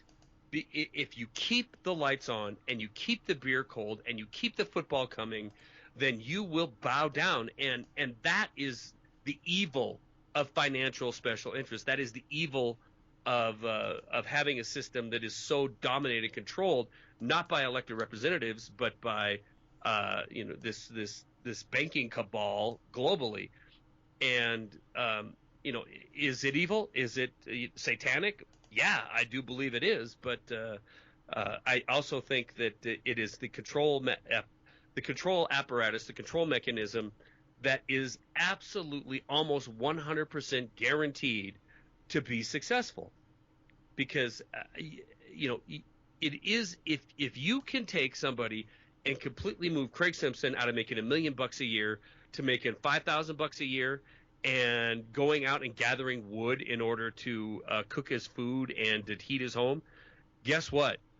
You've made somebody who is willing to do anything in order to get back to the lifestyle that they had before, or at least maintain the lifestyle that they currently had. And that's what I see with ultranationalism. That's what I see with this push toward global governance. It's going to be all about, we can't let things fail. We can't. We've already been taught that. We can't let the economy fail. We can't let our way of life fail. In order to do this, we have to give up these things. We have to give up our borders. We have to give up our flag. We have to give up control. We have to give up representation. We have to give up self-governance. And basically, we have to give up ourselves. But if you do that, then we're going to keep you in the lifestyle that you've grown accustomed. Oh yeah, yeah, and it's funny when you mentioned giving up things, and one thing about the immigration in Europe and the white nationalism that I was thinking is, like, wait until that immigration that in general I think the citizens don't want of those countries, but it's being imposed on them by evil. Is wait till austerity has to be kicked in, like Right. along with what you're saying. It's like, well, we have to take these people in, or else we're evil, Which and you see we're now, right? Yeah, yeah, it's and so it's the only way to support them is going to be austerity. So, I mean, let's watch white nationalism just go through the roof in Europe when, all of a sudden And the austerity is declared in countries where people were kind of doing fine, sure. and they know what's causing it. They can see that person's face in the What's street. hilarious is in 2010, most of the world was doing. I mean, everybody was suffering from the economic downturn, but you didn't have mass migration from North Africa and the Middle East into Europe. What you have now is 100% NATO, USA, the West driven. I mean, there is no migration into France. There is no mass shooting in France, if that was a real thing. There is no fear in Norway of you losing your way of life because all this welfare is being dumped into immigration if it wasn't for the West. So it's almost like this self creating monster that is going to stand up at the end of the day and offer a solution to a problem they created in the first place. You know, Oh, yeah, problem, reaction, yeah, solution, exactly, exactly. absolutely. Well, yeah, and along with that, like it being the West's fault, I look at it like something I think we'll see in 2016 is um, a lot of American troops being pulled out and a lot of American political efforts to do things like undermine Assad and such like that. I see I the actually opposite. think, I see I, the I yeah, I have a feeling. Well, here's the thing: it could go either way, but I have a feeling that we can't afford it. And I think that you look at the BRIC nations becoming more unified, and I wonder if when it comes to the Ukraine and when it comes to Syria in the Middle East, that there's just too much opposition and too much strength in the BRIC nations, and I think that we're up against too much. And then I also think that the it's also a way to hide a weak dollar. I wonder if we'll kind of see a mainstream media kind of blackout, like they're just not going to talk about it while we slowly kind of escape from some of these bad situations. But a person could equally make the prediction that it'll be exactly the opposite. which I I do. know. I think we're going to see. First of all, this is my biggest prediction. You're going to see Donald Trump as your president in 2016. Sorry, that's who's coming. You're going to see a push. You already see it. You see the headlines almost daily of the regaining of territory by the Taliban in Afghanistan. You see ISIS inside of Iraq and a kind of wonky success of the Iraqi military there that is 100% trained and funded and backed by the U.S. You see a Russia that is being blamed for bombing the pro freedom fighters inside of Syria. I think what we'll have is we'll have this lame duck period for a few months, and then you're going to see Trump come in towards the end of 2016, and is going to be this nationalistic push in order to reinvigorate our military and reinvigorate our efforts around the world. You might have to throw in a few false flags between here and there, aka Sacramento, uh, or things such as that, in order to stoke the fear of the American people, in order to support more military action around the world. As far as the BRIC nation goes, every single day, they figure out how to do more and more business outside of the U.S. dollar. And if you have an expansion of military activity as well as a decline in the global currency, I could see, being the U.S. dollar, I could see very, very, very hard times coming that will flash over quick, I think, in our country. I don't think that, I'm not the doomsdayer that thinks it's all going to be over inside of 3 months, but I think you'll see a rapid decline and the rise of other military powers. It's funny. My kid was at his mom's for 2 weeks over the New Year's Christmas break, and he calls me every night. We're talking on the phone, and he gets more and more frustrated. I'm trying to talk him into being a journalist because he gets more and more frustrated on the stupidity of his fellow Americans when he's on things like Yahoo Answers and that kind of thing, talking about. I know it's cracked you up, and it did me too. But talking about, who would win in World War III, or who would win, the Great Britain versus Russia, and people are answering on from their heart. They're they're answering from what they know from the Discovery Channel or from the History Channel, not from reality. And he's reading things about, what should we do inside of Syria? What should we do inside of Afghanistan? And the majority of the people that he's arguing with are talking about we need more and more uh, uh, aggressive action inside of those countries. And this is my 15-year-old kid who's saying, wait a minute, hasn't our aggressive action caused where we're at now? And the vast majority just attack him for it because it's too enlightened. And that's how I describe it. He's too informed. It's crazy to me how 8 years ago we could be on the precipice of a financial collapse. Nobody saw it coming until it came, and then ushered in Barack Obama and the far left. And now we're on the precipice of it again. Nobody sees it. Nobody admits to it being here. Nobody admits that it's going to possibly happen. And when it does happen, it's going to usher in the far wing of the red team, and that will equate to more and more nationalism, more and more war, more and more exertion of our military prowess. But this time around, we've already seen what happened. We have a very, very powerful Russian military. We have a very, very powerful Chinese military who are trading inside of their own currencies and are ready to step outside of the status quo.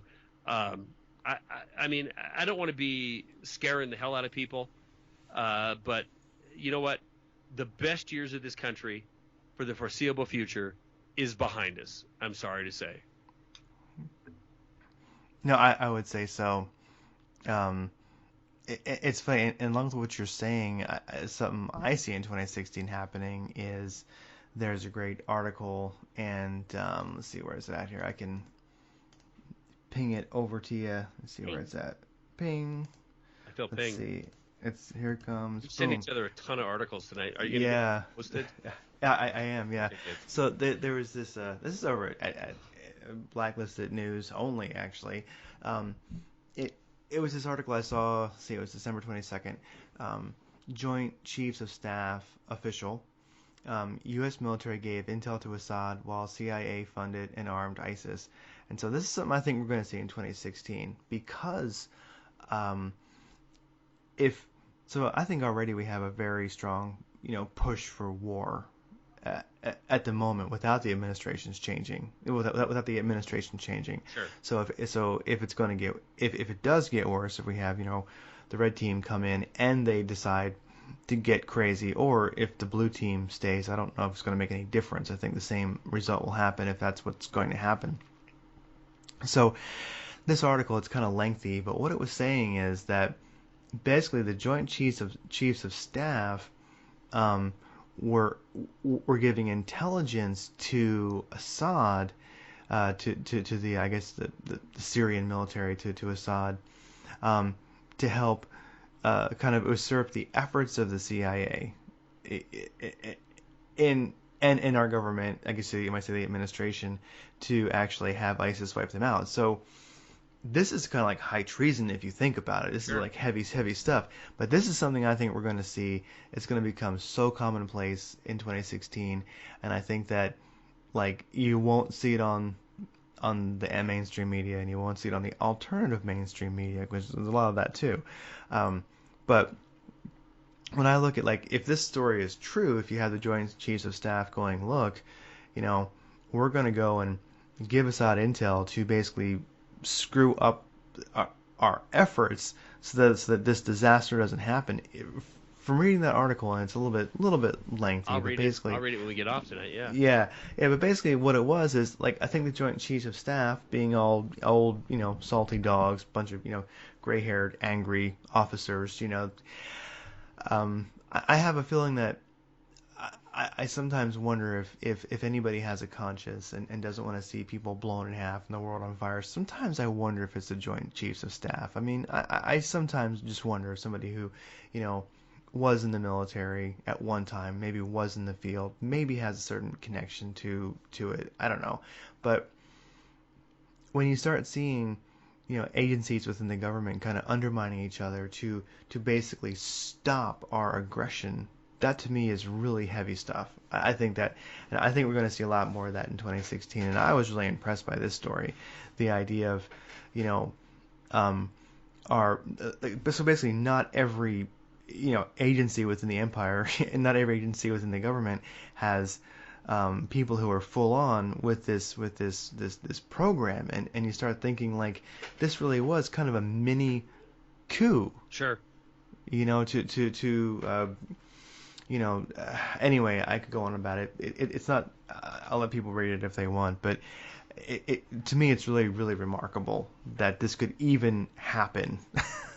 Right. and and I think we're going to see it because I mean, you look at it if there's agencies and people within agencies and maybe like not everyone's on the same page, and you think about it, if we already have at this date, agencies within the government kind of undermining one another. Some want to go to war with Syria, take Assad out, and then some do not. And you have the Joint Chiefs of Staff and et cetera, stepping in to kind of undermine like our government's desire to, get rid of Assad. This is crazy. I mean, who knows what's next? I start wondering, like, this is where you could see a political coup, like a military coup one day. Sure. I mean, who knows? These things can spiral out of control. I mean, because I can imagine if you did care about the country and you were smart enough to know that what we're doing isn't good for the country or the world and it's terrible. I mean, sometimes people just do what's right. It does still happen, and I look at this and I go, oh my gosh. I mean, at a very high level, somebody decided to do what is right and take it and like risk their lives to do it. Hold on a minute. My son just walked into the room. That's fine. You want to make a comment? You hear me talking up here? Oh.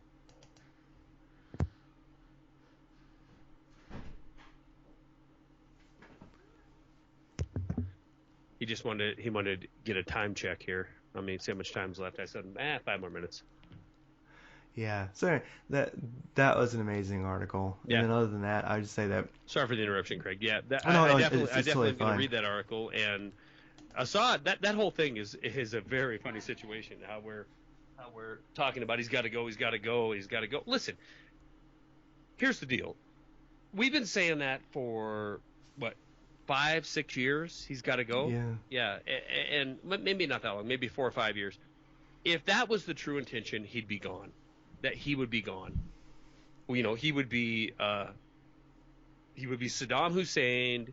He would be Muammar Gaddafi. He would be out of there.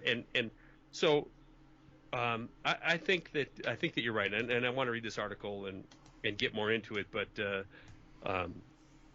I think there's a plan for him, and there's a plan that we're executing there inside of Syria. And I think Russia doesn't like it, and I think they're involved. And they're involved in being a stumbling block to it. So I want to move on to guns. I don't know how to make the transition. Oh, it's fine. There's a good one. I know you want to get a new buttstock, and then also, so there's an article, of course, and we all know, I imagine, Obama plans curb on guns via exec order again. What does it mean? And then, so we all know that there's the extending background checks and then redefining who is an FFL and making it more difficult, etc. So we have those being pushed by executive order. But already, and this is something I think is, I know we've talked about it before, but I think the legalization of marijuana, I think in some states is really making people aware of states' rights, and people are thinking about that. I agree. And people are thinking about that who would not usually have if it wasn't for pot. So. In fact, I spent that week in Colorado, in Denver, and smoking up. No, I didn't smoke up. But I'll tell you what I did do. Full honesty here.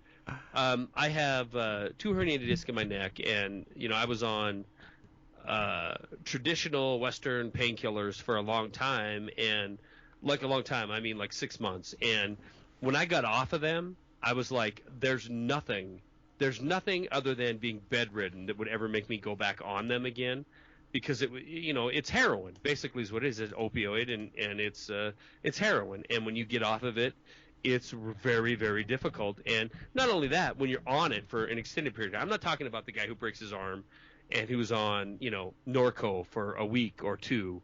Okay, I don't really think that's a big deal. I think you can stop and you're good to go. But you try something for 6 months and it starts to mess with your head. But so my girlfriend's daughter, she's in her early 20s, and she knows I suffer from this pain. She goes, I want you to try one of these edibles, and it's completely legal. I didn't break any laws down there. God bless Colorado and their forward thinking. And I can't even remember what I had, a chocolate bar, I think, that had THC in it. And I'm going to be honest with you, Craig. I know you're in Seattle and you're probably toking it up every day out there, but um, I ate like 50 milligrams of THC in this chocolate bar, and That's a lot. that's a lot, and it didn't do anything. I didn't feel anything except tired. I felt tired. I ate it and I got a good night's sleep, but as far as a high or a buzz, let me say this: my joints, which are kind of aching, usually all the time, they did feel better. It did ease some pain. I will say that there was some pain relief there, but as far as a high or whatever it goes, I didn't feel any high whatsoever. Only tired. I slept good, and I woke up hungry. I mean, that was about it. But I've never, with asthma and a whole life of being a non-smoker, I'm not about to sit there and smoke marijuana or anything like that. It may not have been a good, it may not have been a good Brand. batch, Good. a good batch. Because I mean, the quality control is not always there. All So I right. mean, Fair enough. so I would say if you ate that much and you weren't kind of, They were if 10 milligram little squares of the chocolate, and yeah, see, I ended up eating like five of them. and that's the thing is where just like the THC extract is not quite the same as like Sure. eating the whole plant and such. So I would just say try again. All right. Well, Because sounds like you're a man of experience. So not actually not really. The truth is that there's just so many people here that are yeah. that it just Wait a kind of minute. wears Is it off on me. Can you do it recreationally there now? You can just buy it. It's legal. Okay. You just, All right. you just Same as buy it. Colorado. Yeah. Same as Colorado. Yeah. And I'm totally for that. I'm 100% for that. I think that not only marijuana, I think there's a lot of other drugs that should be just made. Just it shouldn't be illegal. No victim, no crime. And Oh yeah. Colorado is making a windfall because of the taxation that's going on these Oh, big time. on these pot houses. Yeah, and Well, there's a lot of states that are not ballot initiatives, but the legislatures. I think there's like 10 states or something that are taking it up. Yeah. First thing 2016 to make it legal Yeah. because there's 'Cause it should money, be. but Yeah, because it should be. But I think to me, I want to make a T-shirt that says "Smoke pot for gun rights," because I think Yeah. because really, literally, it's making people realize. Because if you told me a couple of years ago that I actually that you could walk into a store that just sold pot, here in Seattle or any city in the United States, I'd have just laughed. I just said there's not a chance in the world, Yeah. Heard it. And now they're like, I mean, here in Seattle, there's like, I don't know, almost in some areas there's about as many pot stores as there are Starbucks, and that's saying something. So. Well, I know in Colorado, it seems like every block you see what is it, the Green Cross? The Green Cross, yeah. So people are having their fun, and so, but that to me, so that leads into so you have the executive orders on gun prohibition, gun control, whatever executive orders coming down. I've looked at them. Honestly, they're not going to affect anybody's life really, but still, they're a pain in the ass, and I certainly don't want it to happen. Well, But what troubled me was my drive home tonight with my son. He was talking about that if it happened, the gun hole loophole or the gun show loophole and the person to person thing, is that he's like, is that such a bad thing? And I'm like, absolutely, it's a bad thing. I want to be able to go on Arms List. I want to be able to go on Gun Broker. I want to be able to go to my neighbor next door and say, I got this AK for sale, or you have this, Walther for sale, and I want to buy it without the government knowing. I said, the government doesn't know. The government doesn't know when I buy a pack of cigarettes. It doesn't know when I buy a 6-pack of beer or a bottle of booze. Why on earth should it know about something that is far less deadly like me owning a firearm. Oh yeah, You know, it doesn't know when you buy pot. doesn't know when I buy a Like car. yeah, oh it's crazy. You know, Yeah, well, along with so with pot making people aware of states' rights, which I think is awesome. So you've got Governor Abbott in Texas, and he's people may like him, they may not. He's just Texas Governor Greg Abbott. He's an egomaniac politician, like all of them. I mean, so I'm not saying he's a great guy, but what I think is awesome. So with these executive orders coming down, Governor Abbott tweeted this. He did this January 1st, so it was today. I guess yesterday actually. He tweeted, Obama wants to impose more gun control. My response, then in capital letters, come and take it. oh God, he's But thundering. so Huh?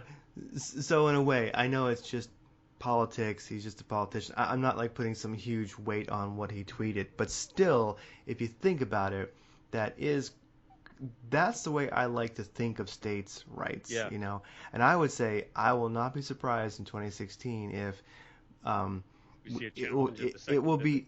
be it will be the states' rights year, I think, where things really got started, and I think pot led the way for that. Yeah, And could be. I think that we're going to see one thing is I'm sure we'll see a state nullify all federal gun laws.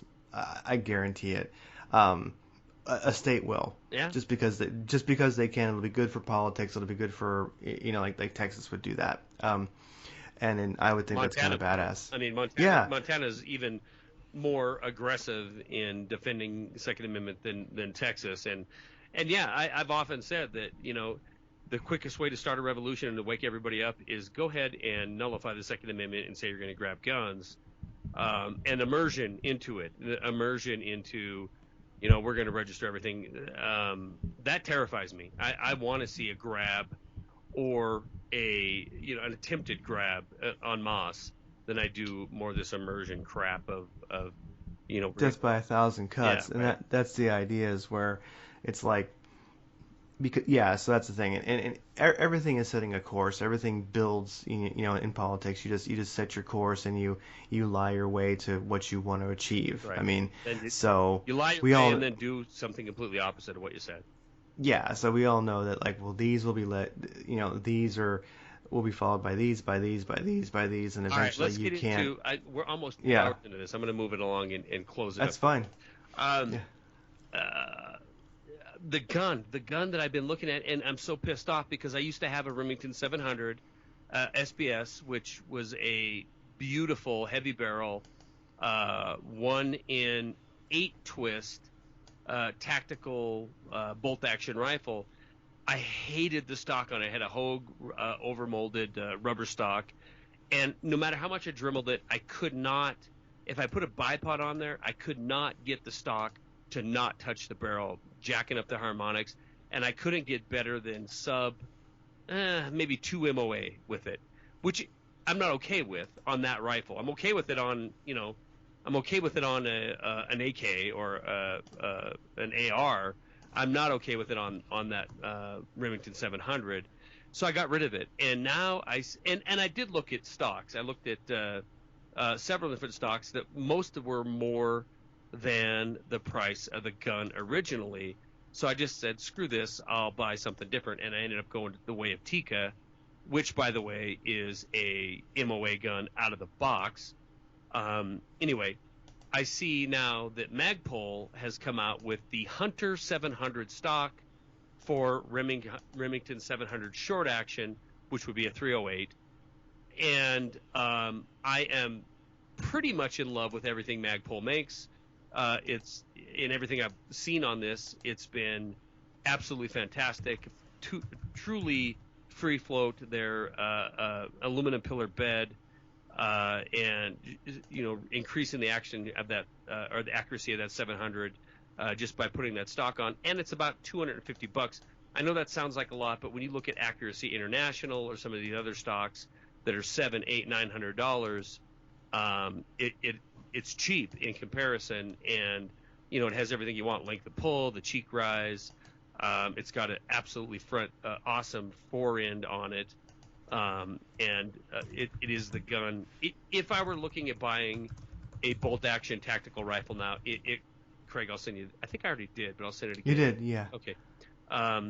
I might look again at the Remington 700 because absolutely love the action. I hate everything that they've wrapped that action in as of late. Their stock, if you will, or where they collaborate with like Hogue. It's been trash to me, and I know some people have that 700 tactical with the Hogue that love it. I just could not get any results out of it.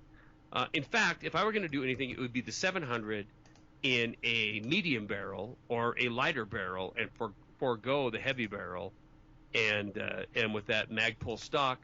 Plus, they offer bottom gear. They offer bottom metal for it for under $200, which would let you put in a 5-10 round magazine. Which, if you look at go to Remington and you look at buying new bottom metal for it, instead of just having their internal box magazine or their internal magazine that I think holds 4 or 5, it's several $100s. So when I did the math on it, it was $700 for a decent stock. It was $300 for bottom metal, and then the 700 BDL. I might as well go buy something that's ready to go out of the box. That's $1,500 because that's what this thing is going to cost. So I'm excited about the Magpul stock. Is I guess what I'm saying. I have No, it looks awesome. Yeah, and to be fair, I have Magpul on ARs. I have it on AKs. I have it on 870 Winchesters. I've used their stuff for years, and I just think they make an absolute. I think their magazine is better than the USG magazine. I think it's everything they make is just quality, and obviously, as I said at the beginning of the program, we don't get paid anything from anybody, but if it's Magpul and it's in the brown box, I don't worry about it. I think it's going to perform, and in every instance it has, even though their butt stock extenders are ugly as shit. But who cares? I mean, but they're also ergonomic. That's the thing is ergonomic. like with this stock that I'm looking at. It's a 60 degrees. The Hunter. Yeah, it's a 60. Yeah, 60 degrees it's awesome on the pistol grip, and which is what you want if you want that nice trigger pull on it. Yeah, and the fact that you can adjust the butt, I mean, it isn't. I kind of wish you could just squeeze the little handle and slide it, Yeah. like the tactical ones. But these you can't. That's fine. It's probably more integral, so you have to put the spacers in these. But once you get it right, you're good to go. And then something I really like about these stocks is that you can snap on different heights of cheek rests. Right. Yep. And that to me is really. I mean. Yeah, I'm sure the cheek rest probably costs, I don't know what, like $30 a piece they're or not something. that bad. They're not. I think it comes with two of Okay, them. so it comes with a couple, yeah, because that makes all the difference. Yeah, and in fact, I can take the cheek rest, the cheek rise adapter or whatever to get a higher cheek rest off my 870 Winchester Magpul and put it on the 700. That's how modular that thing is. I mean, I can use ones I've already have. But let's say you're into the whole thing, $300. I'm at Accuracy International's website right now to see what their stocks are, and it's ridiculous. I mean, you're $800, $900, $1,500 for a stock. Oh wow! And granted, they're gorgeous, and I'm sure they're absolutely perfect, but I can't afford that. I can afford a $300 investment into my $700 rifle, but I can't afford a $2,000 investment in my $700 rifle. Oh no, I hear you. And at a certain point, to me, it just gets silly. Yeah. I mean, like you're spending so much money, it just doesn't. It just gets kind of silly. And then also, I mean, Magpul makes a good product, and I look at it. I mean, the stock looks good. I mean, how much better is the one that costs several times over more? It's like how much better is it really? Yeah. I mean, it's all to me. It's all about the ergonomic fit and that the fact that you keep your barrel floating, etc. And that I mean, you get the cheek rise you need. Your barrel's floating. You have a durable composite, which let's face it. I mean, Magpul basically is the standard. Proven. Yeah. Yeah. It's the standard for a composite. Yeah. I mean, I just don't see a way going wrong there. And I've always loved the 700 action, but I've just hated what they've surrounded it in. So I don't know if I'd go back or not. I mean, I think if I mean looking at sorry, my experience now, I have a couple of Remingtons, um, but nothing is performed out of the box like the Tika or the Seiko. I mean, it's just been nuts on right out of the box with the stock that it came with, and no reason to change anything. So I don't know. I mean, maybe their substandard stocks has caused me for me to think of them as a second go-to, but the fact that Magpul's making them and I can get the capacity with their bottom metal, um, of a 10 round type sniper rifle, it really excites me. It's gonna sell 700s probably. You know, I bet you it will. And it's probably just the right rifle to make the stock for because you figure most people have Tikas, figure that it's the stock's working for them. Um, it it it's probably actually Magpul is smart, of course, and it's probably just the right rifle to make that stock for Sure, because and just the right price people, range. yeah, people will actually buy it. They'll go, damn, like where maybe other rifles they wouldn't. Like for a Tika, you'd figure, well, what you've got's good enough. Like would I buy one for like a Ruger American? Yeah, a nicer stock would be nice for that I'd rifle. buy that. I'd buy that for the American, even though it's about the same price. I'd buy that because Yeah. So I hate the stock of my American. I mean, it's an okay stock, but it'll touch the barrel if you put a bipod on it. yeah. So hopefully, I mean, maybe they'll come out with this stock for a few more rifles. I hope they do because it would, I would actually, Okay, it, wait, it, sorry to cut you it, off. Here we go. I'm on Midway USA here. Magpul 700 Remington stock they have on here 246.95. Right next to it is Accuracy International chassis 1478. oh, Yeah, and then it goes up from there. I got 1571. I've got a Monte Carlo looking Bell and Carlson Medalist, which is a great stock, but it isn't a tactical stock like this Hunter 700. It doesn't have the 60-degree slope. It doesn't have the adjustable cheek rest, and I nope, it doesn't have the length of pull adjustment either. 299 for that. So, for less money, you're getting let's see, Baron Carlson Medalist, which is a good stock, $600. So yeah, I mean yeah, I don't know. I just think for the name brand and the quality and the service, I think you're hard pressed to beat that in a 700 stock. yeah. I would say that looking at this stock, it would definitely influence purchases for me in the future. Like, okay, what rifles it are what rifles is Magpul making this stock for, and Sure. I would just limit that. Like my decision making would come down to those rifles, Yeah, literally. exactly. Yeah, Yeah, definitely. yeah. And so other than that, I would just say I don't have much more to add other than um, so Nut Fancy made a video. We've all heard of him, Sure. and so he made a video and it's kind of complimenting something we talked about before. Military surplus rifles, are they still worth it compared to modern rifles? No, And we they're talked not. about that. Yeah, and so the idea is no, they're not. And so just recently, Nothing Fancied, put a link in for it.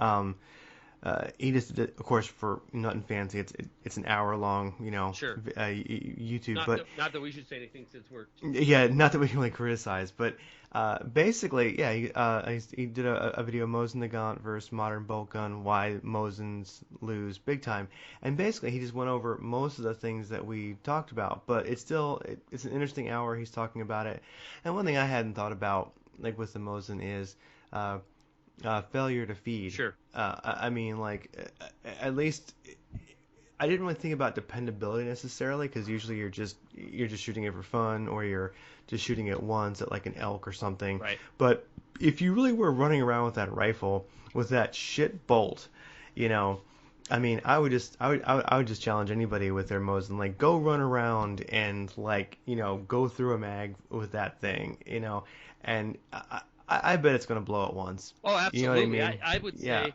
I haven't seen that video, but he's very practical, so I can imagine he was right in line we were right in line with him or whatever the case is. But Yeah. I probably have shot through my Mosin. To be honest here, I'm going to say sub 300 rounds, probably around 200, maybe even less. And I've never had a failure to feed, but I've had multiple. If I was in a foxhole shooting at somebody, I'd be dead because I had to stand up and take everything that I was worth and just ream that bolt over Oh God. to get it to fire. And it is the nature of the beast. It's an 80-year-old gun. I don't know if it's a design or too big of a load or too poor a quality in the chambering or crappy extractor or what the deal is. But it's fun to shoot, especially when I put a muzzle brake on it. It's super fun to shoot, accurate enough. But I mean that Mosin compared to the cheapest piece of crap Ruger American, which we both own, Yeah. there's no comparison. There's no comparison. I would grab the Ruger American all day long, every single day, and have 100% confidence that it was going to extract, it was going to feed, it was going to fire, it was going to be more accurate, it was going to be lighter. Didn't weigh 10 pounds. Right. Yeah. Yeah. Everything about a modern rifle, and it doesn't have to be the American. It could be the Remington 783. It could be the Savage Axis. Whatever. It could. Oh yeah. It's gonna be more reliable, and it just is what it is. I mean, the gun it was designed in 1893, and Yeah. in a lot of times, the thing's 80, 90, 100 years old, and it's shooting a round that is prone to those kind of problems. So Oh yeah. I agree with it. I mean, like any rifle, like any modern bolt rifle that has a nice bolt handle on it Yeah. that works nice and easy where you can actually, because I always wondered, like with my Mosin, like what is up with that? I feel like I need to, like I want to take like a rubber mallet Yeah. to the range. Damn near have to sometimes. You want to like you want to put a breaker bar on that bolt. Yeah. Just like what the hell? Like, did anyone ever think this was acceptable? How did people use this damn maybe thing? 50 years ago that thing never did that, but I don't know what it is. It's a cock-on opening. I know that. But I don't know why the failure to lock on and to extract is so difficult at times. But maybe it's Russians were just friggin' tougher. I don't know. I tell you what, it's the only gun I've ever had at the range that is failed on me, and it is under 300 rounds. But I've had a trigger spring break on it, and the broken Mosin still sits in my gun safe because I haven't found a trigger spring to replace it yet. But yeah, I love military surplus guns. And if you were gonna like a Car 98 or something like that that has the kind of Mauser action quality, maybe it would compare to a modern entry point bolt action. But even then, which I love the Mauser action. I think the Car 98 is probably the best bolt action gun ever made. But I could buy a brand new Savage Axis 308 for $280. And I know it's going to perform, and I know it's going to be accurate, and I know it's going to, give me everything that I want in a hunting / tactical situation where anything that's that old, 100 year, 70, 80, 90, 100 years old, come on, man, you're dealing with unknown variables there. But so for the end of the world gun, I think it's the absolute most horrible choice you could ever have, as we covered in our video. So. Just get yourself a shit ton of 308 ammo and a nice Ruger American, and you're set. You'll be taking out those Mosin fighters like left and right. That's right. The only thing that's going to fail, maybe your ammo, if you buy too cheap ammo, but that gun is not going to. So, Craig, let's wrap it up. It's 2 hours and 3 minutes. Wrap it up for us. All right. Well, this was Guns and Politics 11 on the 2nd of January. Yeah. And we're done. So GnP 11 will be back next week with GnP 12. Thanks everybody for hanging out with us for 2 straight hours. Thanks for ignoring our week we took off, and we will be back soon. Have a wonderful New Year's, everybody. See you soon. Take care. All right. Bye-bye.